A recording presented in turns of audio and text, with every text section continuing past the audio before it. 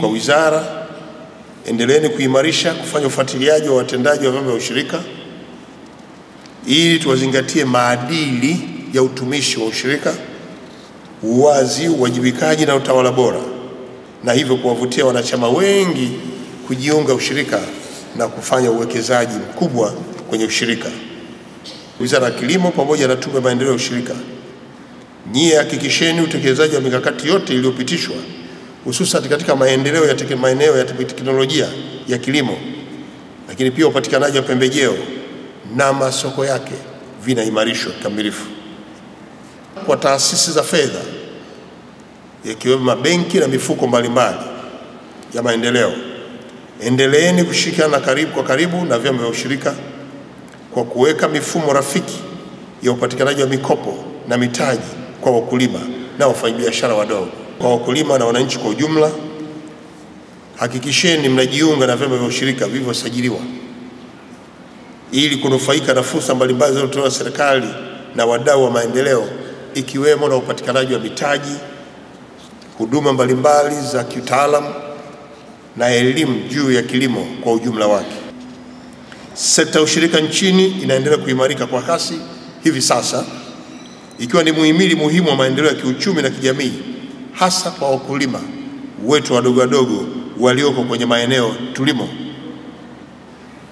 Hadi sasa Tanzania inajivunia kuwa na zaidi ya vyama vya ushirika 7,000 ambavyo vimesajiliwa rasmi, na vyama hivi vina jumla wanachama zaidi ya milioni 8, na vyama hivi vinajumuisha sekta mbalimbali za uchumi kama vile kilimo, uvuvi, kwenye eneo la madini, lakini wafanyabiashara ndogo na biashara za kati na huduma za kifedha kama vile SACCOS. Nataka niwaendelee kuwajulisha tu kwamba mafanikio haya tuliyoyapata kufikia leo ni kielelezo cha dhamira ya serikali katika kuimarisha na kuendeleza sekta ya ushirika kama chombo cha uchumi shirikishi na jumuishi kwa jamii yetu. Leo hii tumezindua rasmi mradi wa mashamba makubwa ambao unafadhiliwa kwa pamoja na Benki ya Maendeleo ya Afrika kwa pamoja na serikali ya Jamhuri ya Muungano wa Tanzania. Mradi huu ni sehemu ya utekelezaji wa programu yetu ya Jenga Kesho Iliyo Bora. Kwa mradi ambao nimeuzindua leo utatekelezwa kwa kipindi cha miaka 5 kuanzia mwaka huu 2025 hadi mwaka 2030. Gharama ya jumla ya utekelezaji wa mradi huu project ya awamu ya kwanza kama ambavyo nimeeleza dola 200 kama ilivyo nimeeleza, lakini tutautenga katika maeneo kadhaa ambapo Benki ya Maendeleo ya Afrika itachangia dola ambazo zimezieleza 129.79 sawa na 53.76 ya gharama ya mradi wenyewe ambayo ni dola milioni 241.27. Serikali ya Jamhuri ya Muungano wa Tanzania kutokana na dhamira yake ya kuhakikisha kwamba tunapata mafanikio kupitia programu hii itachangia 46.24 ya mahitaji hayo ili kukamilisha mradi huu uweze kufanya kazi yake. Na katika utekelezaji wake mradi huu utafanya kazi mbalimbali za maendeleo ndani ya vyama vya ushirika, ikiwa ni pamoja na kuanzishwa kwa dirisha maalum la kuwezesha makundi mbalimbali ya vijana na wanawake ambayo inaitwa BBT Financing. Mheshimiwa Waziri Mkuu, turnover ya ushirika, nataka tu nitoe mifano miaka miwili. Msimu wa 23-24 vyama vikuu vya ushirika vimeweza kuaggregate na kuuza mazao yenye thamani kilo milioni 1.6 yenye thamani ya trilioni 1.9. 24-25 mazao yaliyouzwa kupitia mfumo wa ushirika na stakabadhi ya ghala na warehouse receipt na TMX yamefika kilo milioni 2.2 tani milioni 2.2 yenye thamani ya trilioni 4.2.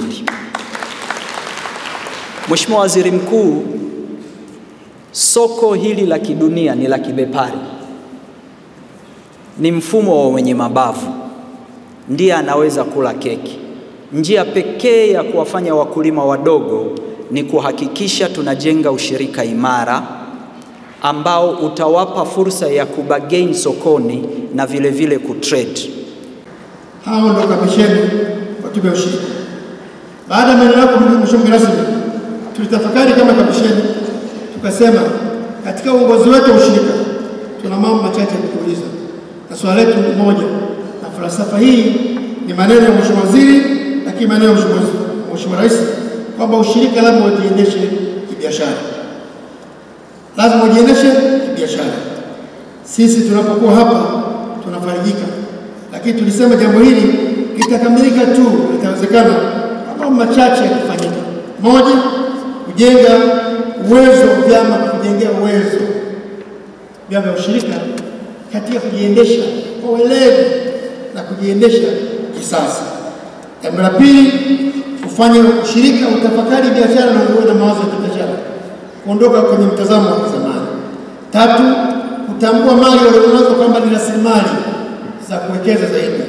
Nne, kutambua fursa zilizopo ili waweze kuwekeza kwa ziada walionayo.